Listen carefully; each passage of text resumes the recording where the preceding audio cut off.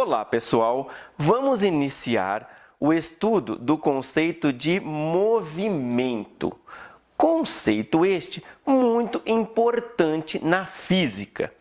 E muito importante por quê? Porque ele está ligado a muitos outros estudos, muitas outras grandezas, tais como quantidade de movimento ou momento linear. Ele também é muito importante no estudo de trabalho, de energia, de força. Então, é muito comum que, ao estudarmos muitas das grandezas da física, nós esbarremos no conceito de movimento. O conceito de movimento, ele é bastante intuitivo para nós.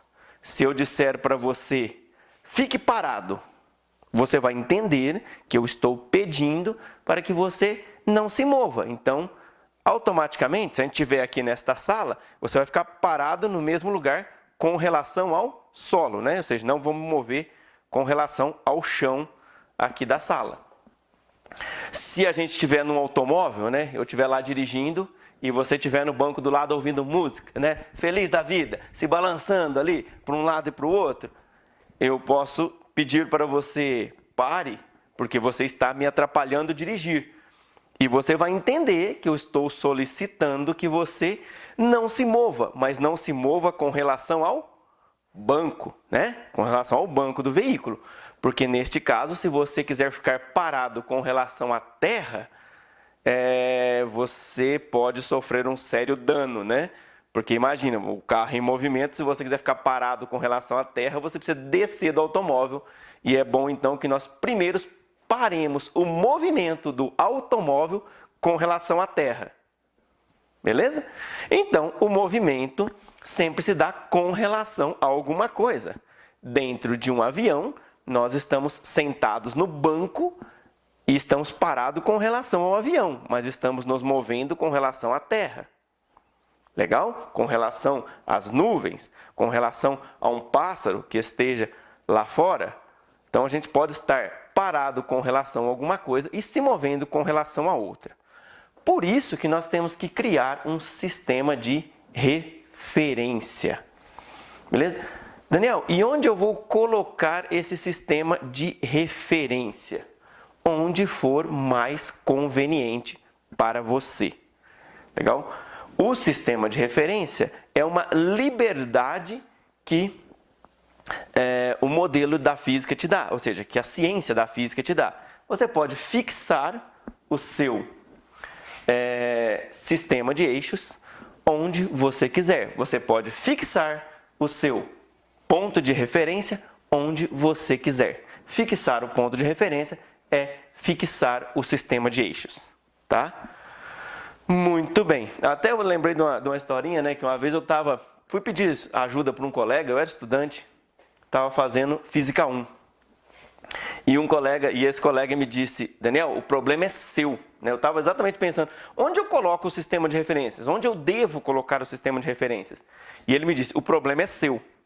Eu achei inicialmente que ele estava sendo grosseiro comigo, mas ele era muito brincalhão e logo me explicou que, quando ele disse o problema é seu, ele estava querendo dizer que, se era meu, eu resolvia da maneira que eu quisesse. Ou melhor dizendo, da maneira que fosse mais conveniente para mim, da maneira que tornasse a solução do problema mais fácil. Bacana?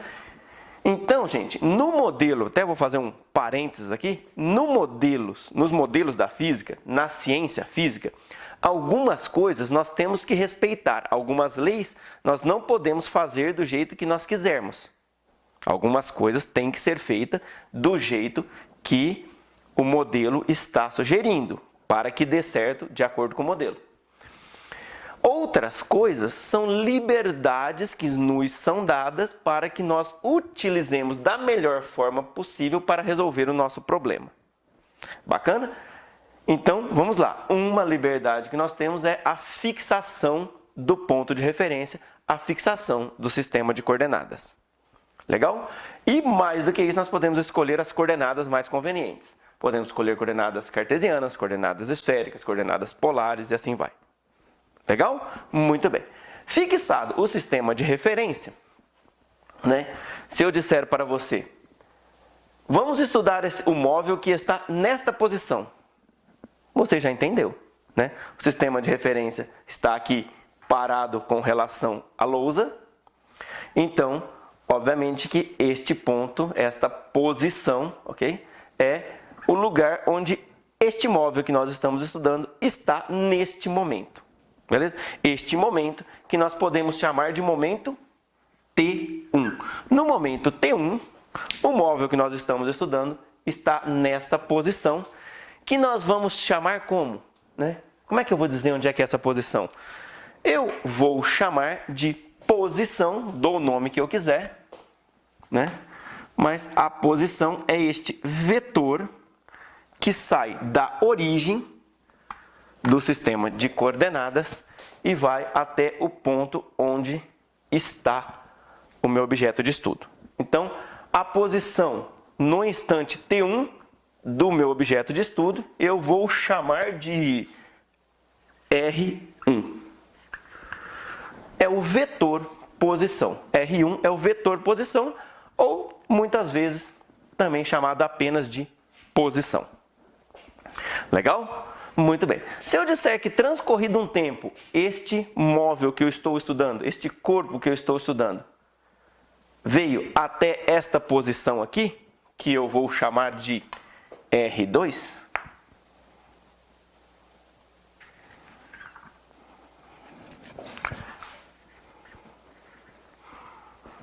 beleza? Ó, então essa posição aqui seria o vetor R2. Legal? Transcorreu um tempo, então se aqui era T1, aqui agora é o instante T2. Bacana? Então, olha só, o nosso corpo estava aqui e se moveu até aqui. A gente definia esta posição como sendo o vetor R1, o vetor que liga a origem a este ponto.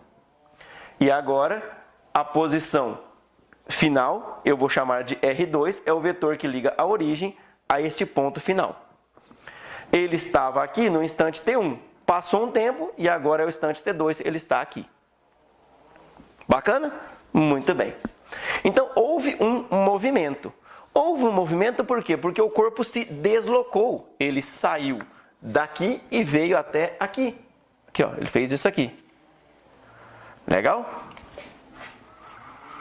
Esse deslocamento eu vou chamar de ΔR. Legal?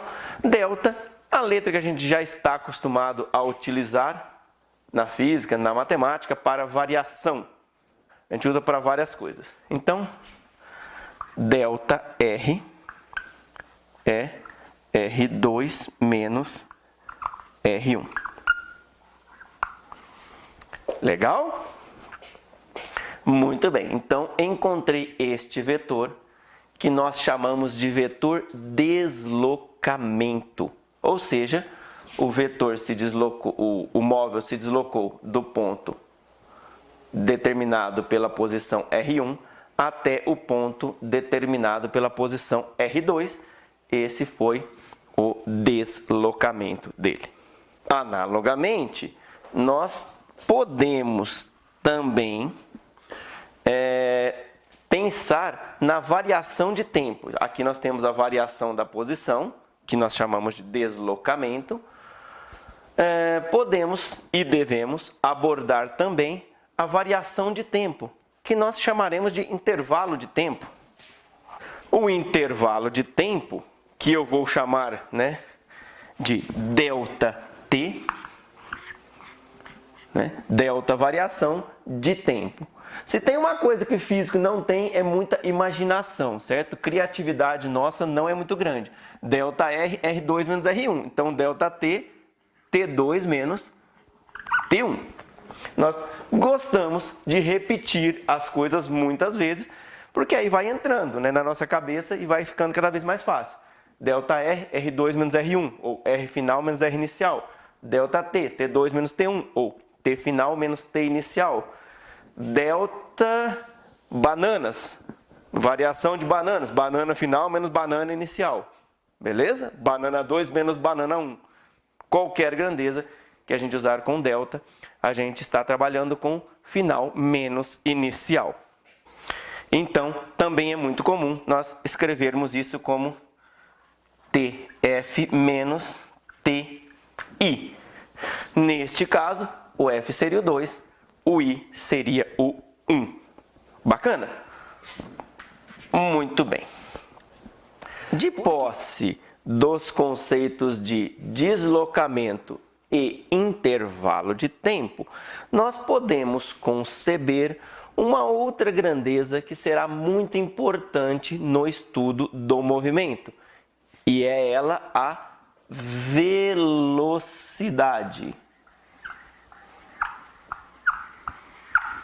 E o que é a velocidade? A velocidade nada mais é que a medida da variação de posição com relação ao tempo. Em outras palavras, quão rápido varia a posição. Em outras palavras ainda, qual é a variação de posição por unidade de tempo. E essa eu vou registrar aqui. A velocidade é o deslocamento por unidade de tempo. Ok? Ou seja, a quantidade de deslocamento que ocorreu em cada unidade de tempo. Muito bem. E como que eu faço a conta para descobrir a quantidade de deslocamento que ocorreu em cada unidade de tempo? Muito simples. Eu vou pegar um outro exemplo que eu acho que elucida bem. Se eu tiver 12 ovos e quero dividi-lo em 3 cestas, quantos ovos terá cada cesta? Ou, em outras palavras, qual a quantidade de ovos por unidade de cesta? Eu pego os 12 ovos, divido pelas 3 cestas, não é isso? Que vai me dar 4 ovos por cesta. Então, 4 é o número de ovos por unidade de cesta, ou seja, por cada cesta. Da mesma forma, eu vou fazer a continha para encontrar a velocidade, ok?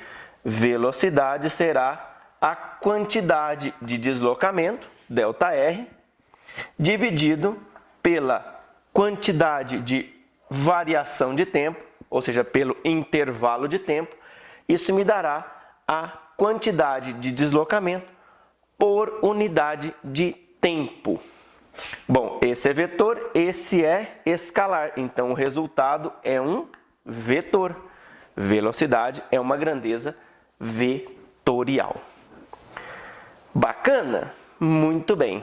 Então, veja só, eu desloquei daqui até aqui, gastei o intervalo de tempo T2 menos T1, e esse deslocamento foi R2 menos R1. Porém, olha só, esse deslocamento, ele não precisa necessariamente ter sido esse ΔR que eu encontrei aqui, ó, tá vendo? O deslocamento que eu desenhei aqui em preto é um deslocamento diferente do ΔR. Perfeito? Muito bem. Outra coisa, para vir de R1 a R2, eu posso ter andado um pouquinho rápido, parado, andado rápido de novo, andado devagar. E o que eu vou estar medindo quando eu pego a posição final menos a posição inicial e divido pelo tempo final menos o tempo inicial é apenas uma média desse processo, correto? Então, essa velocidade aqui nós vamos chamar de velocidade média, ok? Vou até registrar aqui velocidade média. Legal? Velocidade média é ΔR sobre ΔT. Quer ver um exemplo aqui, ó?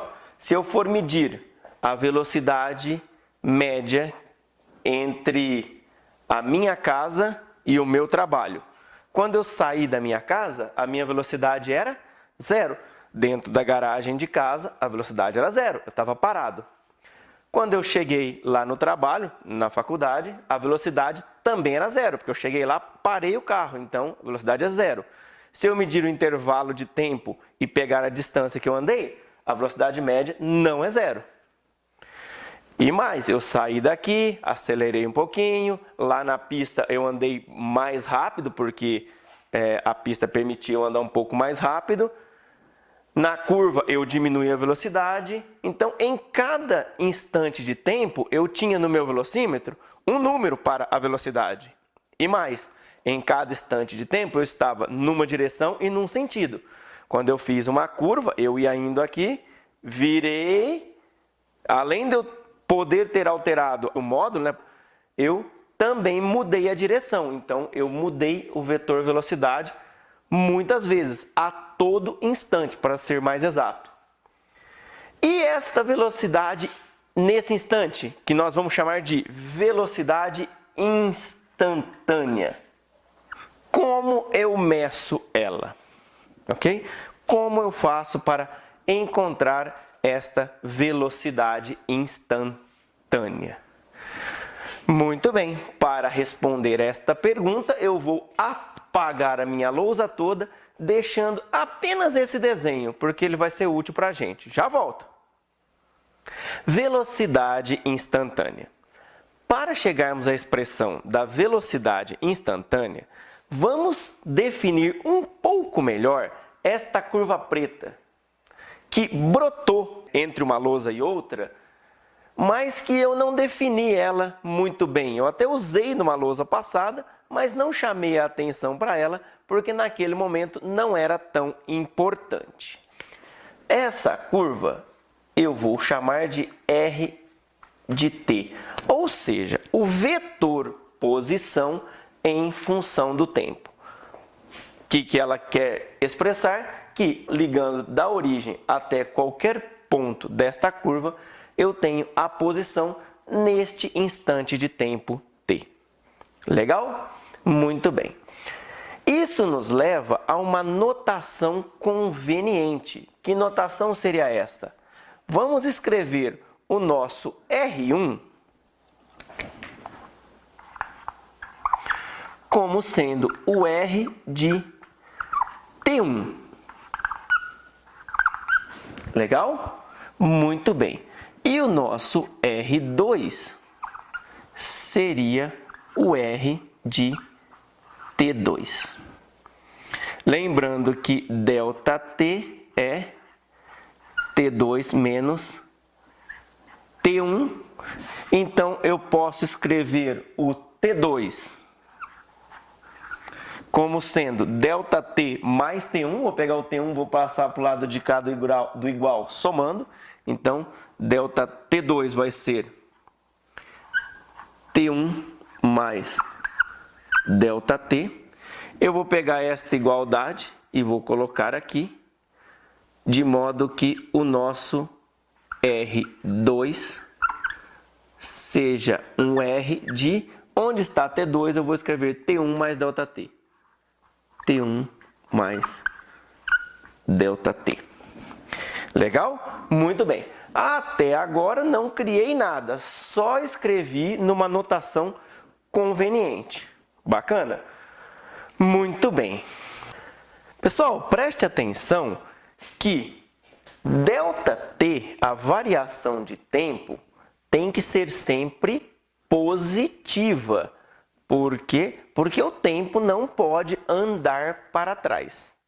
Beleza? Então, ΔT é uma quantidade positiva. Se ΔT é positivo, então a velocidade média terá a mesma direção e sentido que o ΔR. Porque ao dividirmos um vetor, o ΔR, por um escalar, o ΔT, o máximo que eu posso fazer é esticar ou diminuir o vetor. Beleza? Mas eu não posso mudar a direção e o sentido. Se ΔT pudesse ser negativo, poderia inverter o sentido. Mas, nesse caso, nem isso pode acontecer. Então, a velocidade média tem a mesma direção do vetor ΔR. Muito bem. O vetor ΔR parece estar bem longe desta curva preta que é o R de t. Beleza? Muito bem. Pessoal, velocidade instantânea. Se a velocidade é instantânea, nós temos que encontrá-la em um dado instante. Beleza? Por exemplo, no T1 ou no T2 ou em qualquer outro instante que eu quisesse. Vou escolher o instante T1 para fazer essa análise genérica de velocidade instantânea. Beleza? Eu vou desenhar o vetor R2 mais perto do R1. Ou seja, ao invés de eu pegar um R2 tão lá longe, vamos pegar um R2 aqui, ó. Opa!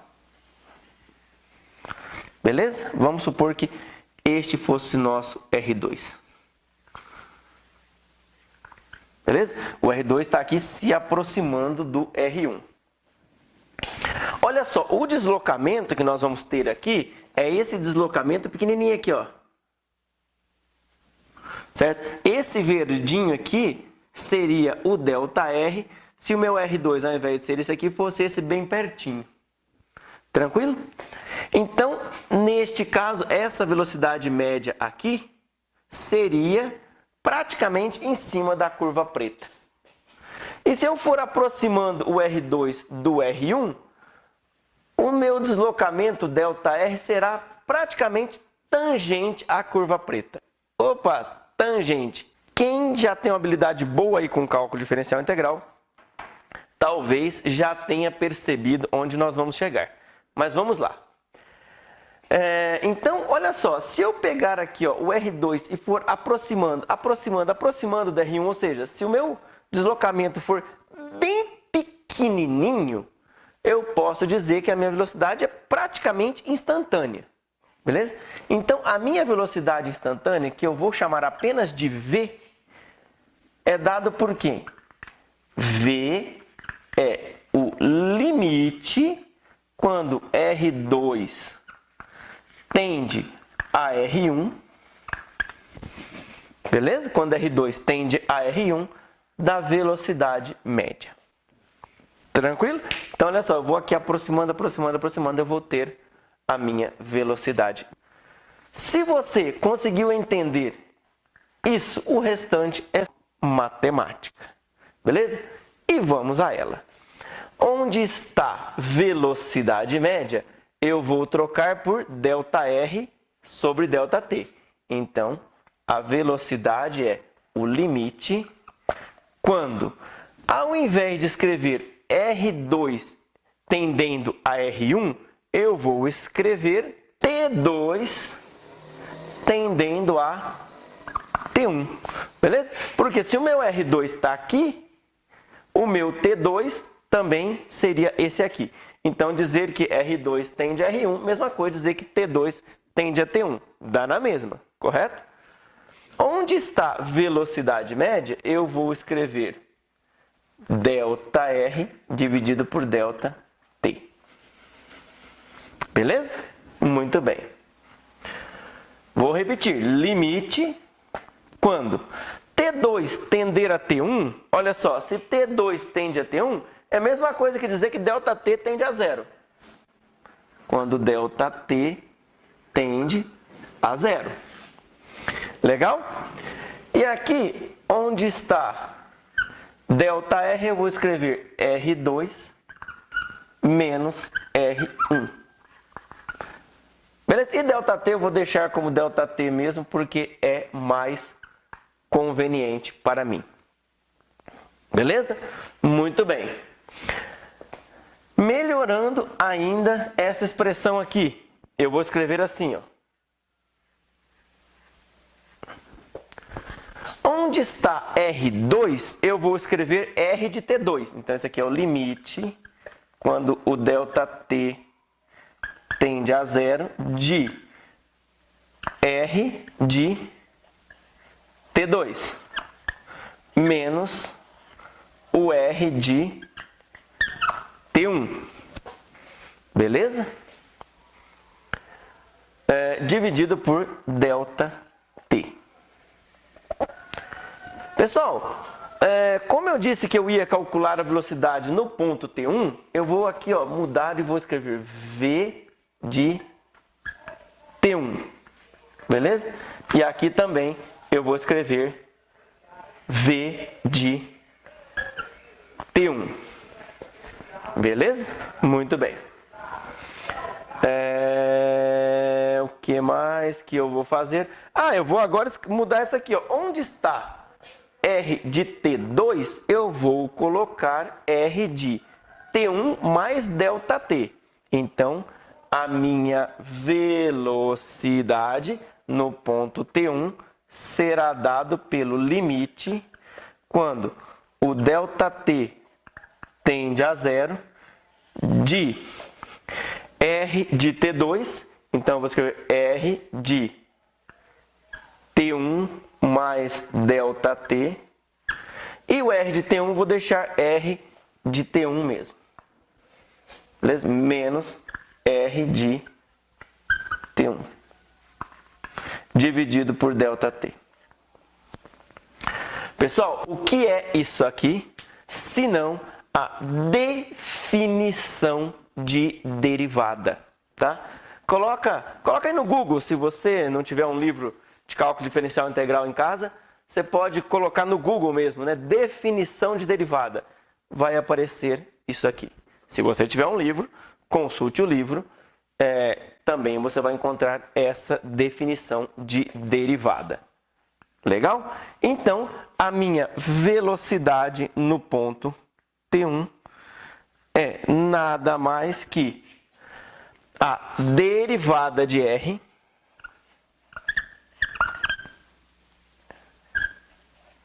com relação a T no ponto T igual a T1. Beleza? Porque eu não posso escrever derivada de R de T1, porque R no ponto T1 aí seria uma constante, tá? Então, essa aqui é a notação mais comum para a gente escrever derivada. Então, velocidade no ponto T1 é a derivada de R, o vetor posição, com relação a T no ponto T igual a T1. Como este T1 é um instante de tempo genérico que eu utilizei para mostrar que a velocidade é a derivada da posição, podemos então escrever também que V de t é igual a dr dt, onde esse R é um R de t. Ou ainda omitirmos as variáveis independentes e escrevermos que V é igual a dr dt. Legal? Muito bem. Então, todas essas formas são equivalentes para se dizer que a velocidade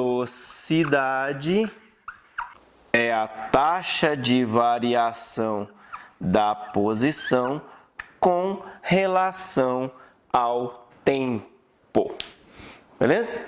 Repetindo, velocidade é a taxa de variação da posição com relação ao tempo. Bacana? Muito bem, deixa eu só ver se não tem nada errado aqui. Tem sim, né?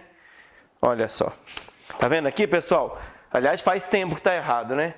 Tá faltando aqui, vetor, né? Esse R é um vetor. Esse R também é um vetor. E aqui, olha, ficou ΔT igual a T2 menos T1, que é igual a T2. Isso não pode, né? Se T2 menos T1 igual a T2, T1 teria que ser zero. Então, seria um absurdo. Então, na verdade, aqui eu troco este igual por um sinal de implica. ΔT igual a T2 menos T1, o que implica que T2 é igual a T1 mais ΔT. Beleza? Muito bem. Se tiver mais algum vetor aí sem flechinha, acho que vocês já conseguem discernir quem é vetor e quem não é. Mas se tiver dúvida também, pergunta que a gente responde. Bacana? Muito bem. Bora lá então para a aceleração? Vamos lá? Nós acabamos de ver que o movimento nada mais é que a variação do vetor posição. E a taxa de variação deste vetor posição com relação ao tempo, nós demos o nome de velocidade. Velocidade, esse conceito que a gente tem contato no nosso dia a dia. Velocidade do ônibus, velocidade do automóvel, velocidade da nossa corridinha matinal. Esse vetor velocidade aí. Obviamente que no nosso dia a dia a gente não pensa que ele é um vetor, mas ele é um vetor e não é difícil da gente perceber isso ao estudar a sua variação. Vamos lá? Então, aceleração é o nome que nós daremos à taxa de variação do vetor velocidade com relação ao tempo.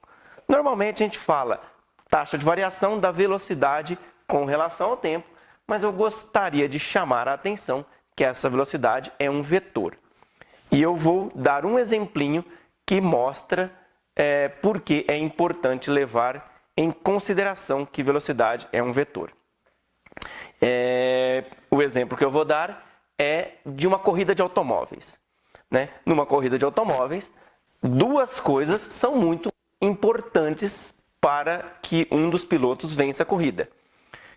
A aceleração linear, ou seja, o veículo mudar o valor da velocidade muito rapidamente. Então, ir de 0 até 100 km por hora num intervalo de tempo muito pequeno.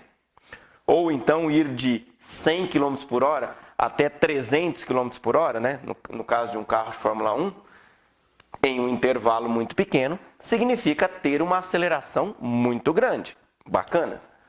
Mas vamos imaginar que um carro consiga entrar numa curva a 300 km por hora e fazer a curva toda a 300 km por hora. Obviamente, esse veículo seria o sonho de um piloto de Fórmula 1. Não acredito que nem exista veículos que façam curvas a 300 km por hora. Mas, enfim, no nosso caso hipotético, o módulo não mudou. O veículo entrou na curva a 300 km por hora, fez a curva toda a 300 km por hora, mas ele alterou a sua direção e sentido. Então, houve também uma aceleração. Beleza? Obviamente que é comum que ao longo dos nossos problemas pela vida, nós tenhamos acelerações que variem tanto a direção, quanto o sentido, quanto o seu módulo. E aí a gente faz a variação do vetor todo. Mas é importante ter em mente que variar apenas a direção e o sentido também gera uma aceleração. Mudar a direção e o sentido da velocidade. Não vou gastar o nosso tempo fazendo muitas delongas sobre essas expressões, porque o entendimento delas é muito parecido com o que a gente fez para velocidade. Então, se você quiser, volte na lousa anterior, lá no ponto de tempo T1, coloque uma velocidade V1 associada ao nosso objeto, e no ponto T2, coloque uma velocidade V2 associada ao nosso objeto. A aceleração média será V2 menos V1, dividido por T2 menos T1. E se você fizer o V2 tender a V1, ou seja, T2 tender a T1, você vai chegar nessa expressão para a aceleração, como sendo a derivada da velocidade com relação ao tempo. A gente não costuma falar aceleração instantânea, assim como a gente não costuma falar velocidade instantânea. A gente fala apenas aceleração. Se quiser chamar a atenção para a aceleração média, nós costumamos dizer que a aceleração média, inclusive colocar um índice ali. Isso é o comum das notações dos livros, beleza? Mas a notação você pode usar a mais conveniente para você, desde que você tenha em mente a notação que você está usando. Bacana? Muito bem. Eu falei que a velocidade pode alterar módulo, direção e sentido. E a alteração em qualquer um destes três gera uma aceleração. Muito bem. Esta aceleração pode ser variável ou pode ser constante. Bacana? Muito bem. Então, vamos lá. Aceleração constante. Lembrando que a aceleração é um vetor, então, quando eu digo que eu estou, no caso particular de aceleração constante, eu estou no caso em que o vetor é constante, ok? CTE são letras que eu estou utilizando para abreviar a palavra constante. E eu estou usando até uma flechinha aqui em cima, né, da abreviação para dizer que é um vetor constante. Bacana? Muito bem. Se o vetor é constante, ele não pode mudar módulo. Beleza? Não pode mudar direção e não pode mudar sentido. Então, se ele não pode mudar direção, automaticamente eu estou em uma dimensão. Beleza? Ao longo de uma reta. Tranquilo? Muito bem. E, aliás, como eu disse lá atrás, quando a gente estudou vetores, né? A aceleração e qualquer vetor em uma dimensão, eu posso tratá-lo como um número real. Correto? Então, eu vou tirar a flechinha, tanto da velocidade quanto da aceleração. Bacana? Muito bem. E vou, então, resolver esta equação diferencial aqui. Muito simplesinha, né? Para quem não estudou ainda cálculo diferencial integral, não precisa nem parar de assistir a aula para ir lá estudar cálculo agora. Pode acreditar nessas integrais que eu vou fazer, que são extremamente simples, ok? E quando você for estudar cálculo diferencial integral, tenho certeza que você vai, de primeira, entender isso. Aliás, o cálculo vai te dar outros trabalhos, mas não vai ser aprender a fazer esta integral que a gente vai fazer aqui, tá bom? Então, vamos lá. dv é igual a... dv. Igual a dt. Tranquilo? Vou integrar ambos os lados. Integra de cá, integra de cá. Esta primeira integral dá v. Integral de dv dá v. Como é uma integral indefinida, v mais uma constante, que eu vou chamar de C1. Isto é igual... A constante pode sair para fora da integral. Então, sai aqui o a. Integral de dt, t mesmo. Então, fica at. Como eu tenho uma integral indefinida, mais outra constante, C2. Bacana? Eu vou escrever isso como sendo v igual a at mais. Vou pegar as duas constantes e vou somar. C2 menos C1. Também lá no cálculo diferencial integral, nós sabemos que essas constantes são constantes arbitrárias que serão determinadas pelas condições iniciais. Bacana? Então, como elas são arbitrárias, uma constante arbitrária menos outra constante arbitrária dá uma constante. Constante menos constante dá constante. Como são constantes arbitrárias, a subtração de duas constantes continua sendo uma constante e eu determino ela de uma única vez, ok? Se, para determiná-la, nós precisaremos de uma condição inicial. V de T0 igual a V0. Bacana? Pessoal, essa notação, acho que vocês já conhecem, mas significa que o valor da função v no ponto T0 é um valor conhecido. Beleza? Então, um um caso que é muito útil para a gente, e é o que eu vou usar aqui, por sinal, é que a velocidade no ponto zero, ou seja, na origem dos tempos, em t igual a zero, ela vale 2 metros por segundo, 5 metros por segundo, beleza? Então, velocidade no ponto zero vale um número. Tranquilo? Muito bem. Vou pegar então a minha expressão, v de t igual a at mais c, e vou substituir esse valor aqui dentro. Daniel, tinha v, agora você chamou de v de t. Às vezes, a gente omite a variável independente, no caso, o t. Escreve só v, mas o v é uma função do tempo. Ainda que seja uma função constante, v é uma função de t. Beleza?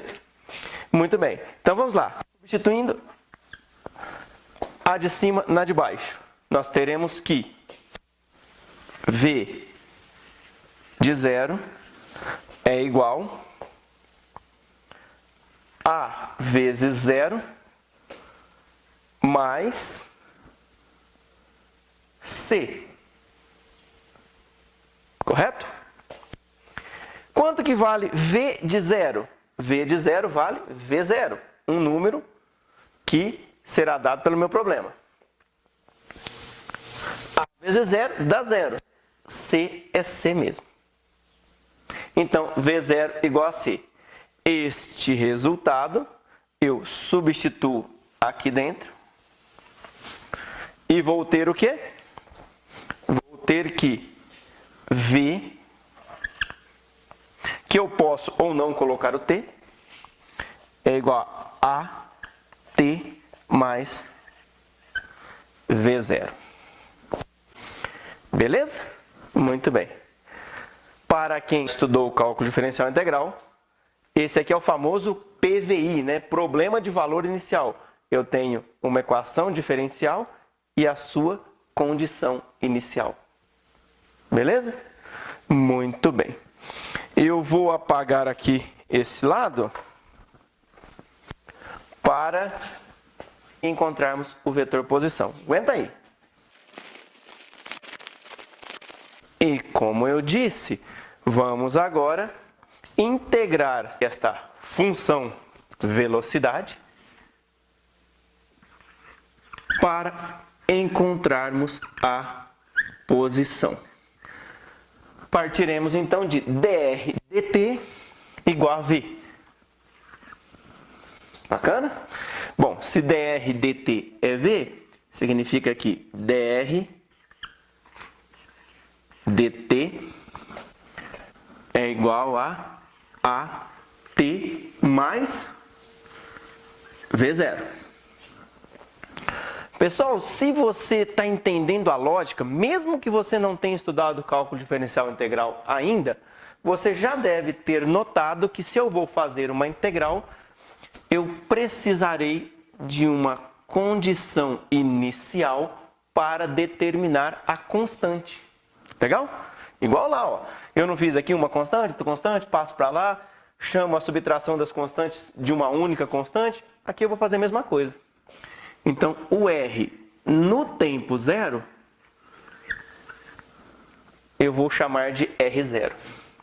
Então, estas expressões que nós encontramos só são úteis se nós soubermos a velocidade no instante t igual a zero e a posição no instante t igual a zero. Legal? Muito bem. Vamos lá, então? Fazendo a mesma coisa que eu fiz anteriormente aí, ó. Vou até mudar a cor da caneta para ficar mais fácil de você identificar a mudança de passagem, né? Então vai ficar dr é igual a at mais v0. Isso aqui eu só vou usar no final, essa condição inicial, correto?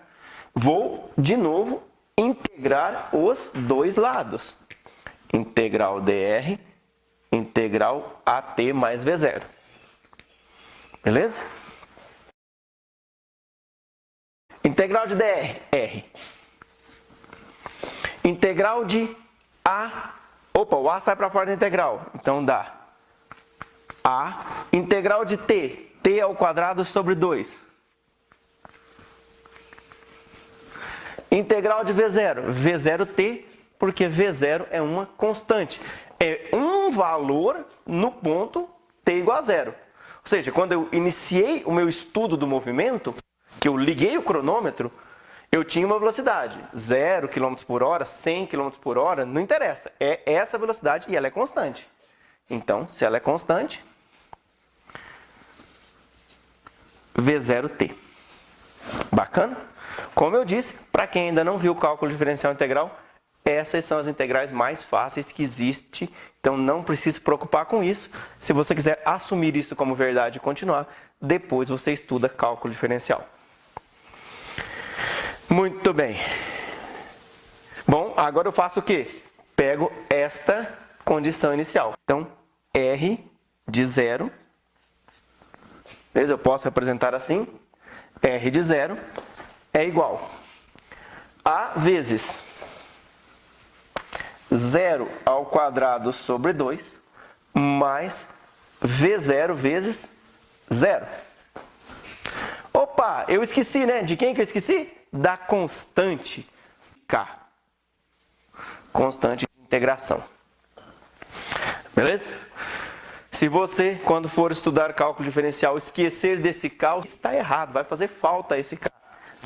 Olha só, se nós não tivéssemos este K, a gente não iria encontrar esse R0. Beleza? Então, vamos lá. R de 0 vale R0. Beleza? A vezes 0 ao quadrado sobre 2 dá 0. V0 vezes 0 dá 0. Sobrou só o K. Então, R0 igual a K. Tranquilo? Beleza? Muito bem. Vou pegar esse valor de K, né, que é o R0, e vou colocar aqui dentro. E o nosso R ficará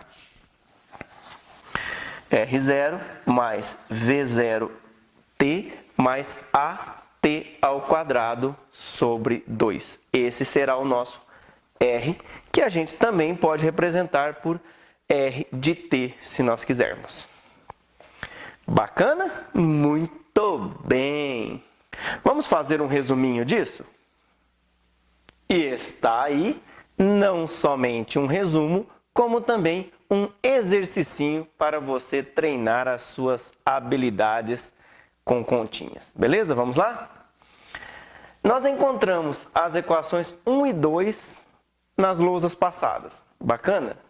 E o que eu estou pedindo para você é encontrar a equação 3, também conhecida por equação de Torricelli, ou Torricelli, não sei como se fala, mas enfim, se escreve dessa maneira, né? Para encontrar essa equação, o que a gente faz? Isola o t nessa equação. Passa o V0 para lá, fica V menos V0, divide por A, vai ficar V menos V0 sobre A. Esse t que você vai tirar daqui, você substitui aqui e aqui, ou seja, substitui na equação 1. Faz umas continhas, um algebrismo aí, e chega nesta equação 3, que é a equação de Torricelli. Não é muito difícil, tá? Mas se você não conseguir resolver, pede ajuda que a gente ajuda. Legal? Muito bem. Para quem já viu estas equações, porém, no lugar de R escrito X, são as mesmas equações. Eu aqui optei por utilizar a letra R, por quê? Porque nós vamos utilizar essas equações no estudo dos movimentos. Nós vamos utilizar no movimento vertical estas equações. Então, nós vamos trocar por Y esse R, porque é conveniente lá a notação de Y. Usar X é bacana quando você tem, sei lá, um exercício num carro, numa autoestrada, você coloca o eixo que você quiser. Muita gente costuma colocar X, porque X é a variável ao concurso, né? Sempre que a gente tem uma única variável, a gente chama ela de X. Enfim, então como vale para qualquer direção, em que nós tenhamos uma aceleração constante, eu deixei com R. Bacana? Este R a gente pode escrever como R de t. Nós podemos explicitar a variável dependente, caso a gente queira. Assim como aqui, a gente pode escrever esse V como V de t. Podemos omitir ou explicitar a variável dependente. Bacana? Muito bem. Nós vamos utilizar essas equações para estudarmos os movimentos. Mas antes disso, eu gostaria de falar das unidades. Muitos podem já conhecer as unidades associadas a essas grandezas. Para quem já conhece, vamos relembrar. Para quem não sabe, vamos aprender quais são as unidades associadas a essas grandezas. Bora lá? Vamos ver agora quais as unidades das grandezas que nós acabamos de estudar. Deslocamento, posição, tem dimensão de distância, certo? É uma posição ou uma quantidade que a gente andou, tem dimensão de distância. No sistema internacional, a unidade de distância é o metro, que nós abreviamos pela letra M minúscula. O símbolo que nós utilizamos para representar metro é um M minúsculo. Tempo. Tempo tem dimensão de tempo. E no sistema internacional, a unidade é o segundo, que nós representamos pelo símbolo S minúsculo. Bacana? Muito bem. Essas duas grandezas são fundamentais. Velocidade, grandeza derivada, tem dimensão de distância dividido por dimensão de tempo. Bom, como a gente já acabou de ver, distância é metro, tempo é segundo. Então, a unidade de velocidade no sistema internacional é o metro por segundo. Aceleração. A aceleração tem dimensão de distância dividido por dimensão de tempo ao quadrado. Unidade no sistema internacional, metro dividido por segundo ao quadrado. Nós vimos o que é movimento e abordamos algumas grandezas envolvidas no movimento. Mas, até agora, a gente não estudou nenhum movimento. Não estudamos um movimento de queda livre, nenhum arremesso, ou o movimento de um carro numa autoestrada, nada disso. Não estudamos nenhum problema que envolva movimento até o momento. Correto? Muito bem. Mas esse é o tema da próxima aula. Beleza? Um abraço e fiquem com Deus.